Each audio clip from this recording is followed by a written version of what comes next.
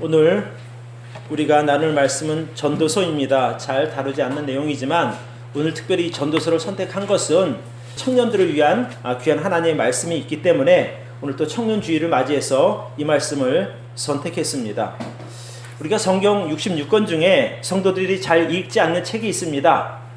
주로 레위기라든지 또는 욥기라든지 오늘 우리가 읽었던 전도서, 소선지서들, 그리고 신약에서는 요한계시록 같은 책은 쉽게 손이 잘 가지 않습니다. 내용이 좀 어렵기 때문입니다. 근데 전도서는 성도의 생활을 해보았지만 선뜻 손이 잘 안 가요. 왜 그런 줄 아세요?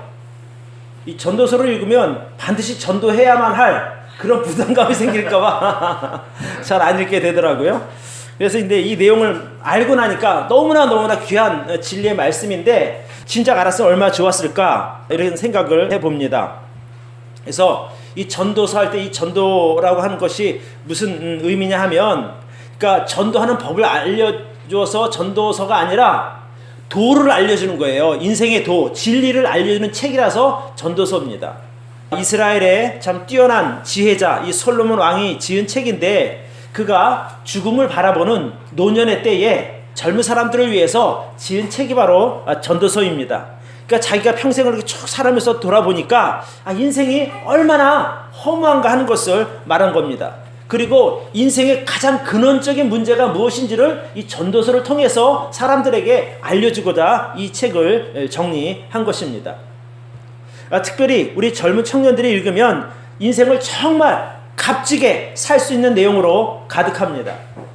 아마 내가 젊은 청년의 때에 이 전도서를 깊게 이해하고 알았다면 지금보다 훨씬 더 나은 인생을 살고 있지 않을까, 이런 생각을 해보게 됩니다. 이 전도서는 해 아래 있는 모든 인생이 험한 것이라고 하는 선언으로 시작해서 마지막에는 하나님을 경외하고 하나님의 명령을 지키라 하는 것으로 이렇게 마감을 하게 됩니다. 다윗의 아들 예루살렘 왕 전도자의 말씀이라. 전도자가 가로되 헛되고 헛되며 헛되고 헛되니 모든 것이 헛되도다. 사람이 해 아래서 수고하는 모든 수고가 자기에게 무엇이 유익한고, 한 세대는 가고 한 세는 오되 땅은 영원히 있도다. 그러니까 아무리 화려한 인생을 살아도 결국 땅만도 못한 게 인생이라는 거예요. 세월은 흘러가고 인생이 아무리 잘난 것 같아도 그 중에 한 경점과 같은 것이 바로 인생이기 때문에 온갖 세상 부귀영화를 다 누렸던 솔로몬이 뭐라고 말합니까? 헛되고 헛되니 헛되고 헛되도다, 이렇게 말하는 거예요. 인생이 헛되다는 겁니다. 자, 마지막에 뭐라고 하는가? 전도서 12장 13절 14절입니다. 같이 읽어보겠습니다. 시작. 이래 결국을 다 들었으니 하나님을 경외하고 그 명령을 지킬지어다. 이것이 사람의 본분이니라. 하나님은 모든 행위와 모든 은밀한 일을 선악간에 심판하리라. 자, 내가 이제껏 이 얘기한 모든 거 다 들었지? 그거 뭐라고 말합니까? 결론이 뭐냐면 하나님을 경외하고 그 명령을 지키라. 이것이 인생의 본분이다, 이렇게 말씀하고 있습니다. 왜냐하면 하나님께서 결국 우리 인생의 마지막을 다 달아보시고 평가하시기 때문에 그렇습니다. 특별히 오늘 우리가 읽은 이 12장을 중심으로 이제 그 청년의 때에 우리가 꼭 알고 넘어가면 좋은 내용들을 우리 같이 살펴보려고 합니다. 그렇다고 해서 연세가 드신 분들은 나는 전혀 관계없어, 그런 것이 아니라 여러분도 아직 젊지 않습니까? 그죠? 그러니까 들어야 할 말씀입니다. 그래서 제가 이제 우리 교회 청년뿐 아니라 대한민국의 모든 청년들에게 하고 싶은 말입니다. 과연 우리가 어떻게 살아야 되는가? 그래서 오늘 설교 제목을 이 땅의 청년들에게 고함, 이렇게 좀 약간 좀 거창하게 정해 보았습니다. 자, 제가 이 땅에 사는 청년들에게 알려주고 싶은 첫 번째 이야기 같이 한번 읽어볼까요? 시작. 청년의 때에 하나님을 경외하며 사는 법을 배우라. 자, 이 불확실한 시대를 살아가는 사람들에게 나타나는 현상이 무엇인가 하니 바로 자기 사랑입니다. 왜 자기 사랑이 불확실한 시대를 살아가는 사람들이 나타나는 특징이냐 하면 아무것도 정확하게 드러난 것이 없다 보니까 자기중심적으로 생각하고 자기중심적으로 움직이기 때문에 그렇습니다. 여러분, 이 현대사회를 포스트 모더니즘 시대라고 부릅니다. 그러니까 이 포스트 모더니즘이라고 하는 이 시대에는 정해진 진리가 없는 거예요. 그러니까 예를 들어서 이 포스트 모더니즘 시대에서는 진리라고 하는 것이 아주 개인적입니다. 그리고 주관적입니다. 그러니까 네 생각도 맞아, 그것도 진리야. 그러나 내 생각도 맞아, 내 생각도 진리야, 이렇게 생각을 하는 거죠. 그러니까 내가 어떤 그 정해진 진리를 배우고 따라가는 것이 아니라 내가 생각하고 느끼는 그것이 바로 진리라는 거예요. 그러니까 내 생각대로 살겠다는 거죠. 그러니까 모든 사람들이 각기 자기 생각대로 살아가는 것이 진리라고 인정하는 시대가 바로 포스트 모더니즘 시대라는 겁니다. 자, 그러다 보니까 요즘 세상 사람들의 생각을 이끌어가는 진리가 없는 거예요. 우리는 물론 당연히 하나님의 말씀이 진리라고 믿지만 세상에는 그렇지 않다는 겁니다. 진리가 하나뿐이야? 진리는 세상에 많다는 거예요. 그 중에 하나는 내가 잡고 산다, 이렇게 생각을 하고 있다는 것이죠. 그러니까 사람들은 자기가 생각하고 싶은 대로 또 원하는 대로 살아갑니다. 디모데후서에 보면 이런 말씀이 있어요. 사람들은 자기를 사랑하며 돈을 사랑하며 자긍하며 교만하며 회방하며 부모를 거역하며 감사치 아니하며 거룩하지 아니하며 무정하며 원통함을 풀지 아니하며 참수하며 절제하지 못하며 사나우며 선한 것을 좋아 아니하며 배반하여 팔며 조급하며 자고하며 쾌락 사랑하기를 하나님 사랑하는 것보다 더하며. 그러니까 말세가 되면 이런 일이 벌어진다고 성경에 기록하고 있는 거예요. 참 기가 막히게 정확하지 않습니까? 요즘 보면은요, 특별히 이 젊은 사람들 보면 자기 사랑이 정말 대단합니다. 얼마나 자기를 아끼고 가꾸는지 몰라요. 자기를 사랑하고 돈을 사랑하고 정말 잘난 척하고 교만하고 쾌락 사랑하기를 하나님 사랑하는 것보다 더 사랑하는 것이 실제 요즘 사회의 현실입니다. 요즘에는 자기 멋대로 그리고 자기가 원하는 대로 하고 싶은 대로 사는 사람을 성공한 사람으로 인정합니다. 그렇죠? 그러니까 이런 시대에는 누구냐? 자기 중심으로 사는 것이 트렌드예요. 트렌드. 시대적인 흐름이라는 겁니다. 내 방식대로 내가 원하는 대로 살아가려고 많은 사람들이 노력합니다. 근데 문제는 세상뿐 아니라 교회 안에서도 그렇다는 거예요. 교회 안에 있는 청년들의 가치관도 세상 사람들의 가치관과 거의 다를 바가 없습니다. 그러니까 교회 안에서 믿음이 좋다고 인정받는 사람이 어떤 사람인 줄 아십니까? 좋은 학교에 간 사람이 믿음 좋다고 인정받는 거예요. 저 사람 믿음 있으니까 하나님의 복 받아서 좋은 학교 갔다는 거예요. 교회 안에서 믿음이 좋다는 사람은 성공한 사람이에요. 좋은 직장 가진 사람이에요. 왜? 그 사람 믿음 좋아서 하나님께서 복 줬다는 거죠. 그러니까 결국에 세상에서의 어떤 그런 가치관이나 교회 안에서의 가치관이 거의 대동소이하다는 거예요. 참 가슴 아픈 일이지만 그것이 현실입니다. 그러니까 교회 안에서도 진짜 믿음으로 사는 청년들을 인정해주고 대접해줘야 되는데 그렇지 않다는 겁니다. 그 사람의 마음 중심이 어떻게 됐든 믿음이 있든 없든 간에 소위 출세한 사람들을 인정해주는 거예요. 그리고 칭찬합니다. 그러니까 교회 이 젊은 사람들 머릿속에는 어떻게 해서든 내가 주님 말씀에 순종해야지 이런 생각이 없는 거예요. 어떻게 해서든 내가 출세해야지, 내가 성공해야지, 그래야 교회에서도 인정받는다, 이런 생각을 가지고 살아가는 것이 바로 현 시대의 흐름입니다. 교회 안에서도. 그러니까 하나님 말씀이나 기도나 또 선교, 섬김 이런 것들이 머릿속에 있는 것이 아니라 학교 성적, 취업, 연애, 자기 사랑으로 가득하다는 겁니다. 이런 또 청년들을 또 뭐라고 나무랄 수도 없어요. 그게 현실이니까 정말 우프다고 해야 될까요? 슬픈 현실이죠. 그런데 이 지혜자 솔로몬은 청년들에게 뭐라고 말하는 거 아니? 너희가 하나님을 경외하며 살라고 말합니다. 그게 너희의 본분이다라고 말하고 있어요. 자, 전도서 11장 9절부터 봅니다. 청년이여 내 어린 때를 즐거워하며 내 청년의 날에 마음에 기뻐하여 마음에 원하는 길과 내 눈이 보는 대로 조차 행하라. 그러나 하나님이 이 모든 일로 인하여 너를 심판하실 줄을 알라. 그런즉 근심으로 내 마음에서 떠나게 하며 악으로 내 몸에서 물러가게 하라. 어릴 때와 청년의 때가 다 헛되니라. 너는 청년의 때 곧 곤고한 날이 이르기 전 나는 아무 낙이 없다고 할 해가 가깝기 전에 너의 창조자를 기억하라, 이렇게 말합니다. 그러니까 이제 내가 청년이 영원할 것 같지만 그렇지 않다는 겁니다. 곧 그때가 지나가서 이제 내가 곤고한 날이 이를 그때가 올 때니까 그때가 이르기 전에 너희 창조자를 기억하라 이렇게 말합니다. 여러분 이게 무슨 말입니까?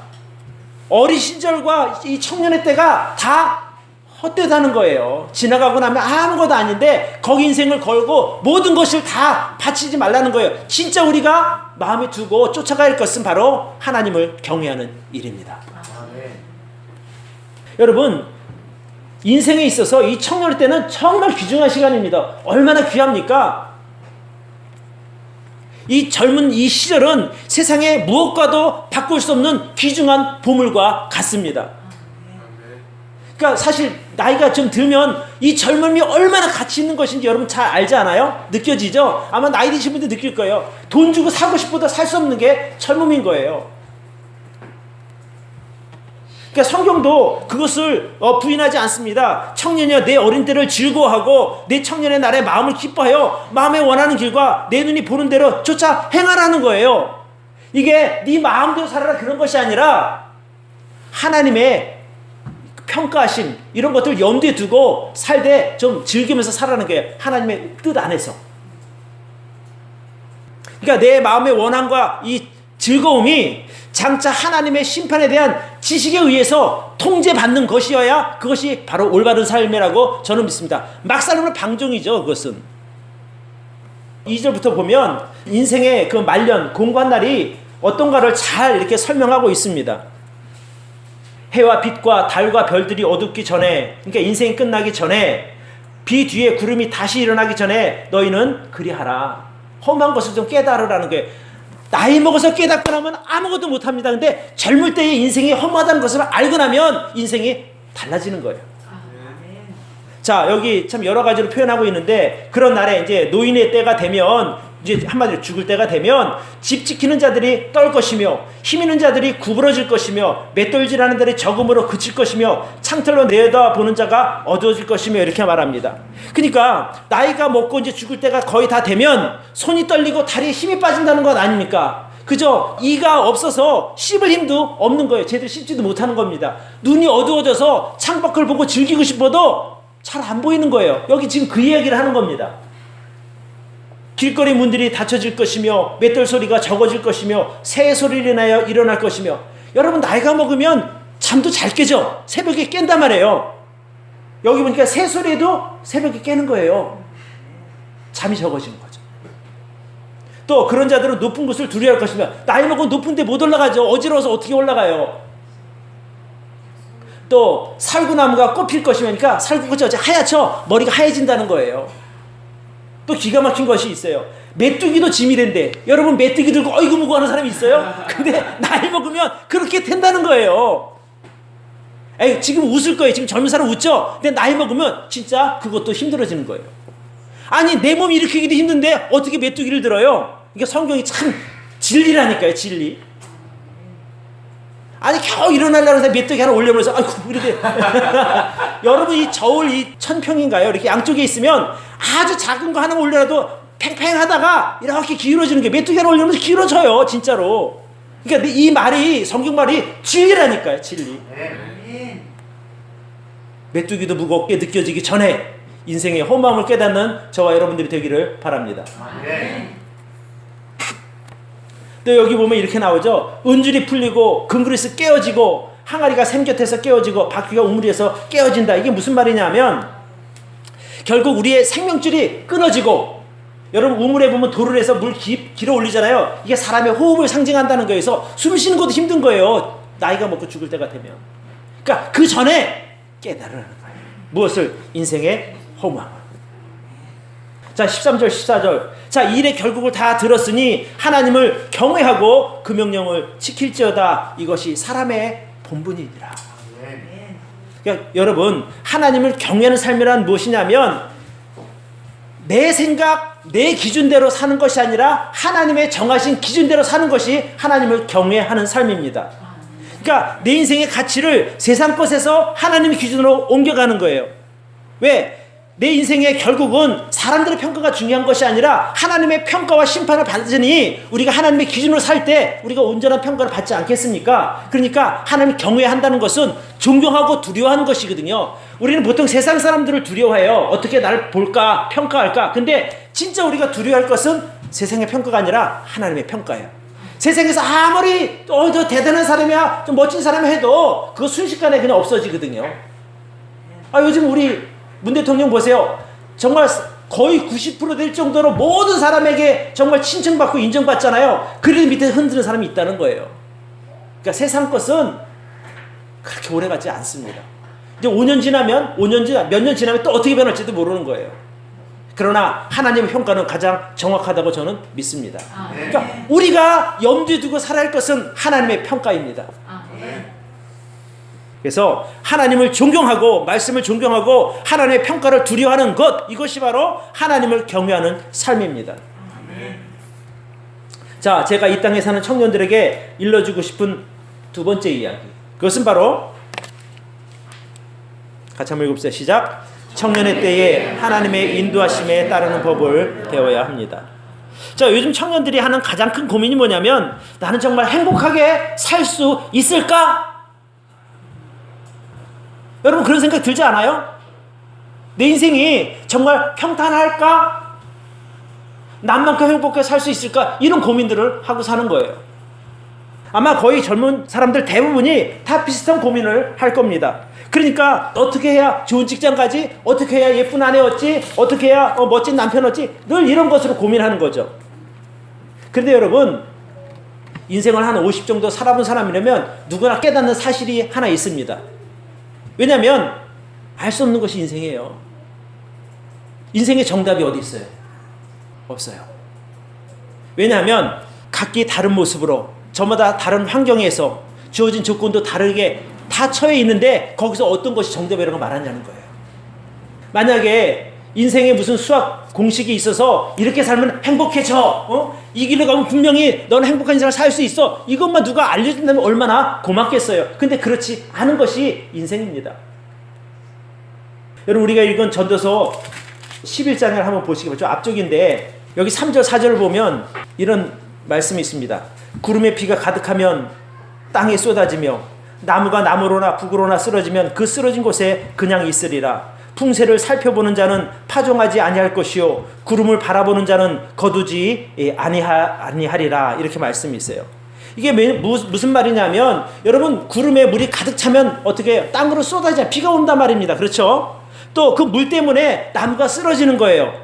여러분 나무가 어느 쪽으로 쓰러질지 누가 알아요? 아무도 몰라요. 쓰러지는 그 방향이 바로 나무가 누워있을 방향이라는 거예요. 결국 우리 인생도 정해진 것은 아무도 없어요. 하나님께서 정해주는 그 곳이 내가 있어야 할 것이고, 하나님께서 만나게 하는 그 사람을 내가 만나야 할 사람이 되는 거예요. 여기서 이제 그렇게 얘기하는 것이거든요. 이게 또 무슨 말이냐면, 4절에 보면 풍세를 살펴보는 자는 파종하지 아니할 것이요 구름을 바라보는 자는 거두지 아니하리라. 여러분 여기 보면 풍세를 바라본다는 것은 씨를 뿌리는데 바람이 어디라구나 보는 거예요. 그래서 가장 뿌리기 좋은 때를 계산하다가 보면 평생 못 뿌리는 거예요. 계산하다가.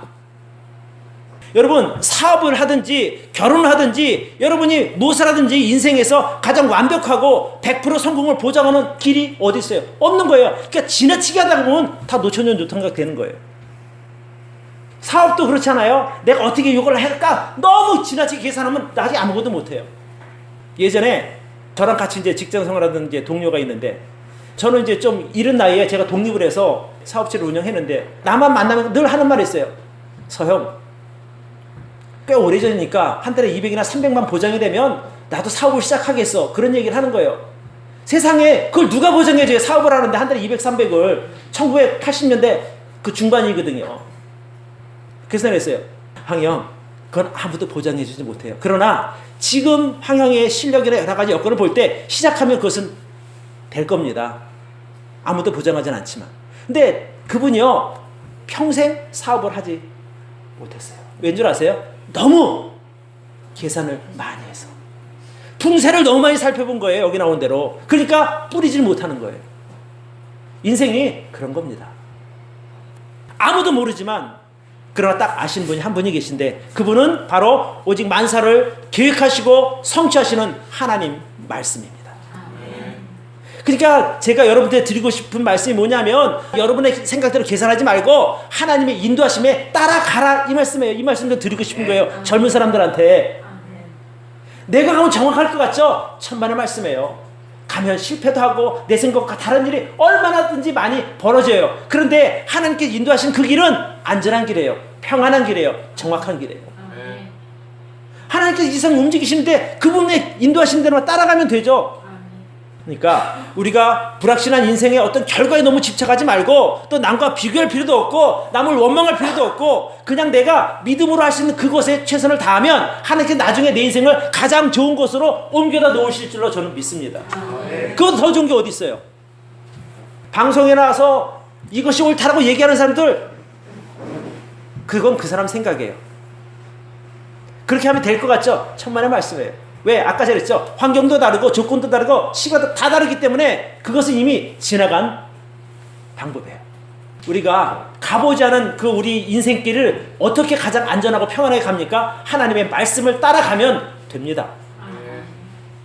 저는 하나님께서 여러분과 저를 향한 선한 계획을 가지고 계신다고 믿습니다. 그러니까 우리가 안전하고 평안한 인생을 살아가기 위해서 가장 확실한 방법은 나를 향한 하나님의 선한 계획을 인정하고 그분의 계획을 신뢰하고 그 인도하심에 믿음으로 따라가는 것입니다. 이거보다 더 나은 방법 없습니다. 저 감히 이렇게 선언하고 싶어요. 우리 전도사가 말하는 게 그런 것이거든요. 그렇게 되려면 여러분이 젊은 날부터 하나님의 인도하심에 따라가는 연습을 꾸준히 해야 되는 겁니다. 어느 날 이제 내가 믿음이 갑자기 생겨서 이제 내가 내일부터 믿음으로 살아야지 하고 싶은데 잘 안 돼요. 훈련이 안 되니까 하고 싶어도 못하는 거예요. 그러나 내가 날마다 작은 연습을 통해서 순종하는 연습을 하다가 보면 나도 모르게 본능적으로 반응을 하는 거예요. 하나님 인도하심에 하나님 뜻이다 쫓아갈 수 있거든요. 그래서 미리 제가 젊은 날에 하나님을 따라가는 연습을 하라고 말씀을 드리는 겁니다. 지금 여기 나이 드신 분들도 아직 안 늦었어요. 아멘. 앞으로 살아야 할 날이 창창한데 아멘. 그렇게 믿으시죠? 아멘. 그러니까 순종하는 연습을 하라는 거예요. 하나님의 인도하심에. 저는 내 앞날이 어떻게 될지 진짜 몰라요. 그러나 하나님께서 보여주시는 만큼 가고 열어주신 대로 저는 가는 거예요. 그러다 여기까지 왔어요. 지금도 만족하고 지금도 행복합니다. 그러니까 우리가 너무 이 불확실한 세상 것에 이렇게 집착하지 말고 선하시고 인자하시고 여러분을 가장 사랑하시는 하나님의 계획을 따라가시기를 바랍니다. 자, 우리 맨 마지막 14절에 뭐라고 말하는가? 12장 14절에 일의 결국을 다 들었으니 하나님을 경외하고 그 다음에 뭐라 그래요? 그 명령을 지킬지어다. 말씀 따라 가면 됩니다. 아까 제가 세상에는 100% 보장되는 거 없다 그랬죠? 근데 하나님 말씀은 100% 보장됩니다. 그 믿는 게 믿음입니다. 자, 세 번째. 제가 이 땅을 사는 청년들에게 알려주고 싶은 이야기 세 번째는 같이 한번 읽어봅시다. 시작. 청년의 때에 사람들을 사랑하는 법을 배워야 합니다. 자, 사람들을 사랑한다. 구약 성경부터 신약 성경까지 일관되게 하나님께서 우리에게 명령하시는 것이 있어요. 그것이 뭐냐면 바로 하나님 사랑과 이웃 사랑입니다. 마태복음에 보면 굵은 글씨로 해놔서 읽기도 좋네요. 자, 우리 같이 한번 읽어봅시다. 시작. 선생님이여 율법 중에 어느 계명이 크니까? 예수께서 가라사대 내 마음을 다하고 목숨을 다하고 뜻을 다하여 주 너의 하나님을 사랑하라 하셨으니 이것이 크고 첫째 되는 계명이요 둘째는 그와 같으니 내 이웃을 내 몸과 같이 사랑하라 하셨으니 이 두 계명이 온 율법과 선지자의 강령이니라. 이것이요 신약에 와서도 똑같아요. 요한복음 13장 34절 35절에 보면 새 계명을 주느니 너희는 서로 사랑하라. 너희가 서로 사랑하면 이로써 모든 사람이 너희가 내 제자인 줄 알리라 하고 주님께서 말씀하셨어요. 구약이나 신약이나 똑같이 하나님께서 일관되게 우리에게 주신 명령이 무엇이냐? 바로 하나님 사랑과 이웃 사랑입니다. 여러분 이 사랑이라고 하는 말은 교회에서 항상 듣습니다. 그렇죠? 또 아주 자주 들을 수 있는 말입니다. 근데 듣기는 들어도 실제 사랑하는 모습은 그렇게 많지 않습니다. 왜냐하면 그만큼 사랑을 실천하는 것이 쉽지 않다는 말입니다. 그러니까 주님께서 사랑하라고 명령하시죠. 그 명령 안에서 잘하는데 그 명령 하시겠어요? 정말 필요하고 중요하고 해야만 하는 것, 이것이 바로 성도 간의 사랑입니다. 하나님 사랑입니다. 그러니까 더구나 요즘같이 개인주의로 흐르는 그 시대일수록 남 사랑하는 것 정말 쉽지 않습니다. 그러니까 요즘 젊은 사람들을 보면은요, 아까도 제가 말씀드렸죠, 자기를 위해서는 무엇이든지 아낌없이 투자하는 거예요. 여러분, 소위 그 명품이라고 하는 거 있잖아요. 명품 백 하나 소유하기 위해서 자기 몇 달치 월급 아낌없이 투자하는 것이 요즘 젊은 사람들이에요. 명품 시계예요. 시계가 보통 1,200 나가는 게 아니에요. 보통 1,000만 원, 2,000만 원, 몇천만 원씩 나가는, 그거 하기 위해서 아주 그냥 온 힘을 다 쏟는 그것이 바로 요즘 젊은 사람들이에요. 남보다 나은 외모 가지려고 성형수술 하잖아요. 명품 옷 입잖아요. 그게 뭐예요? 다 자기 사랑의 결과들이에요. 내 이웃을 내 몸과 같이 사랑하라. 이게 하나님의 명령이거든요. 나를 그만큼 아끼면 남도 그만큼 사랑하라는 것이 하나님의 명령이에요. 성경에 자기가 정말 하나님 계명을 다 잘 지켰다라고 생각해 되는 젊은이가 나옵니다. 여러분, 마태복음 19장을 한번 펴보시기 바랍니다. 마태복음 19장 16절.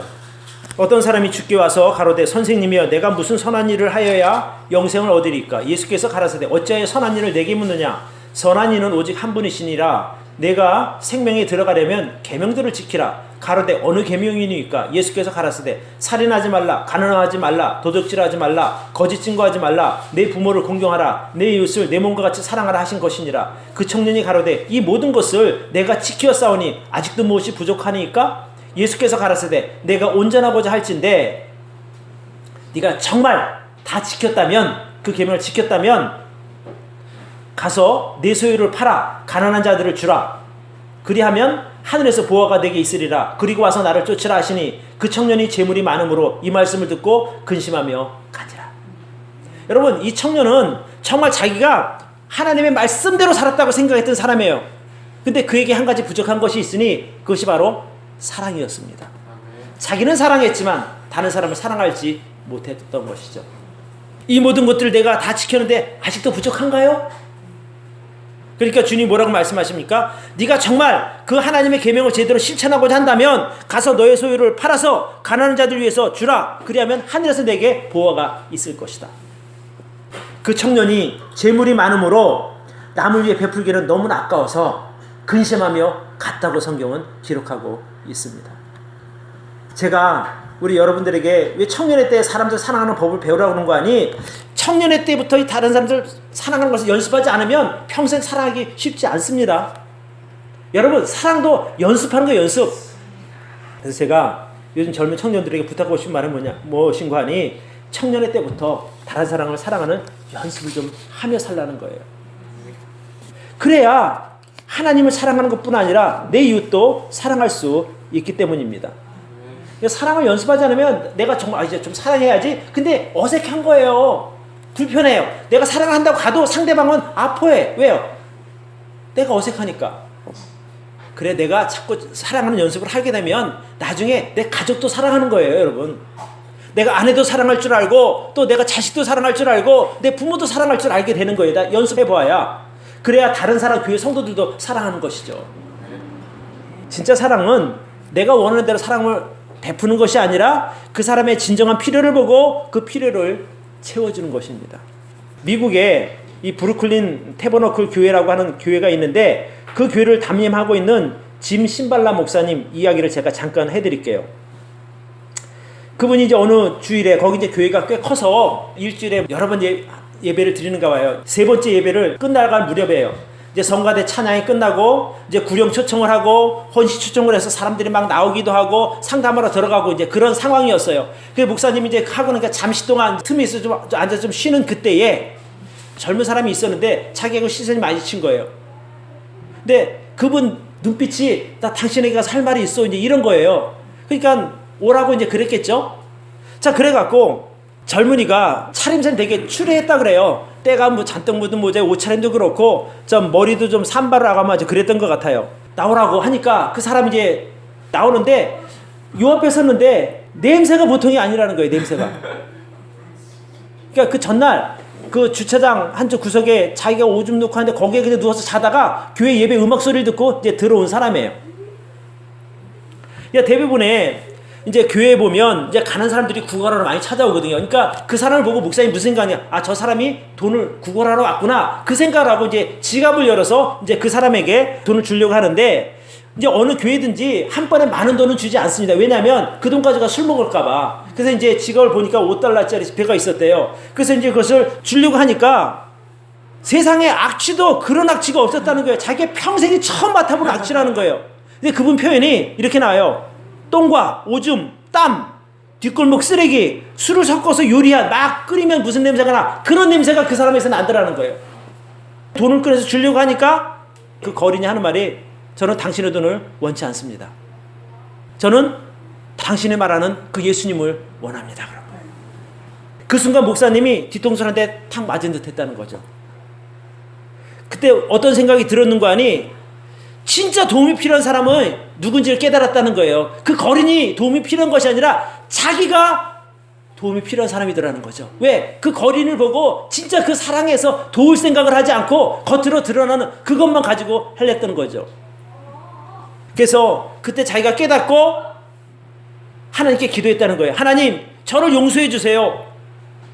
내가 이런 싸구려 설교자였습니다. 하나님께서 예수님을 간절히 만나고자 하는 사람을 내게 보내주셨는데 나는 그 사람에게 지폐 쥐어주고 쫓아 보내려고 했으니 하나님, 제가 바로 불쌍한 사람입니다. 하나님, 저를 도와주세요. 그때 그 순간에 하나님께서 그 목사님 느끼기에 정말 자기를 불쌍하게 여기시고 사랑을 베푸시는 것, 그분의 표현은 사랑으로 침례를 베풀었다고 얘기를 하는 거예요. 그건 하나님의 사랑이 자기의 온 것을 감쌌겠죠. 그 순간에 그 신발람 목사님의 눈에서는 눈물이 흘렀고 그 거린 데이빗이라고 하는 사람이 가까워서 서로 포옹하고 거기서 울었다는 거예요. 한참 동안 하나님이 필요한 설교자, 또 하나님이 필요했던 한 거린, 누가 더 불쌍한 사람이냐, 그분이 그런 얘기를 하는 거예요. 그때 하나님께서 목사님에게 이렇게 말씀하셨대요.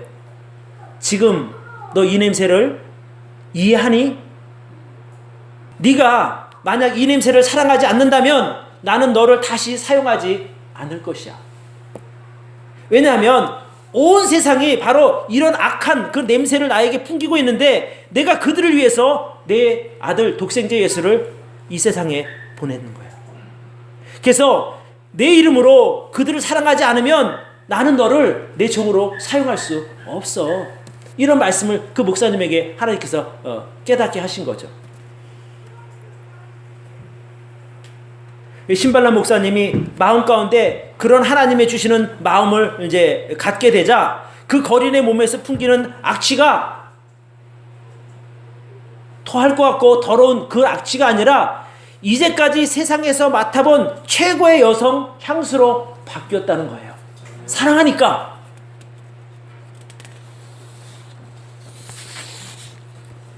그 순간 하나님의 사랑에 그 신발람 목사님은 압도당했고 목사님도 울고 거린도 울고, 그래서 그 거린에게 그날 예수님의 복음을 전했고 그 거린은 하나님의 자녀로 거듭났다고 합니다. 그래서 이제 그 사람을 데려다가 씻기고 잘해서 한 일주일 되니까 이제 몸에서 그 냄새가 다 빠졌잖아요. 그래서 그 사람을 교회 직원으로 고용을 했답니다. 청소하는 직원으로. 그래서 그해 뭐 추수감사절, 성탄절 다 지나고 났을 때는 그 사람이 이제 그 더러움의 때를 다 벗게 되고 아주 젠틀한 그 멋진 신사가 되었다는 거예요. 그래서 한참 뒤에 그분이 목사님 감사합니다 그래서 손수건하나 하얀 손수건을 선물해 줬는데 그 목사님 말씀이 뭐냐면 내가 몇 년 동안 받아본 선물 중에 가장 귀중한 것이었다는 거예요.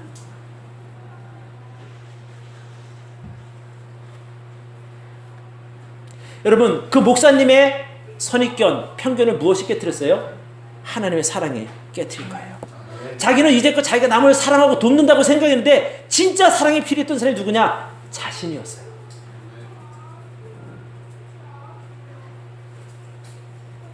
여러분, 지금 우리에게 필요한 것이 무엇입니까? 바로 그런 사랑입니다. 하나님께서 사랑하라고 보낸 그 사람을 우리가 사랑하는 그런 마음이 지금 우리들에게 필요하다는 거예요. 교회가 아무리 크면 뭐합니까? 아무리 유명해지면 뭐합니까? 하나님께 보낸 그 사람조차 사랑할 수 없는 그런 굳은 마음으로 무슨 사랑을 하는 거예요? 사랑을 이야기하고 설교하는 거예요. 나와 다르게 생겼고, 나와 행동이 다르고, 나와 생각이 다르고, 나하고 냄새가 달라도 우리는 기꺼이 그런 사람들을 사랑해야 합니다. 그것이 하나님께서 우리에게 원하시는 사랑입니다. 보이는 내 형제도 사랑하지 못하면서 어떻게 보이지 않는 하나님을 사랑할 수 있겠습니까? 하나님께서는 여러분들이 그런 사랑하시기를 진심으로 원하십니다. 그래서 제가 오늘 청년들에게 이 젊은 청년의 때에 하나님을 경외하는 방법을 제가 배우라고 말씀드렸어요. 첫 번째로, 그죠? 두 번째는 뭐라고 말씀드렸어요? 하나님의 인도하심에 따라가는 방법을 배우라는 거예요. 그리고 하나님의 마음으로 사람들을 사랑하는 그걸 좀 배우라는 거예요. 언제? 지금 젊을 때에.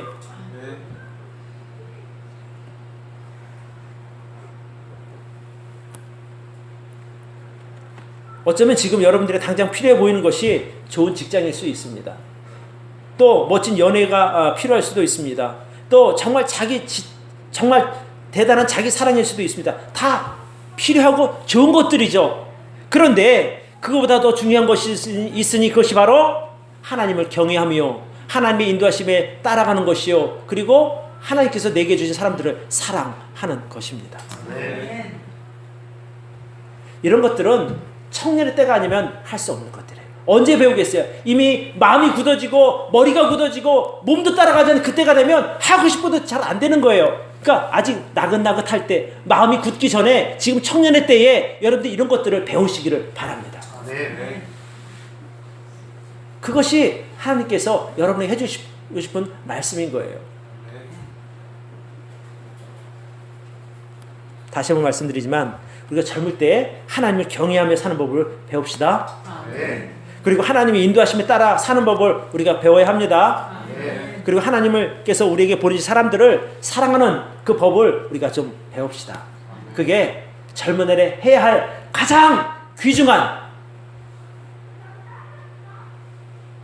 우리 할 일이라고 저는 믿습니다. 기도하겠습니다.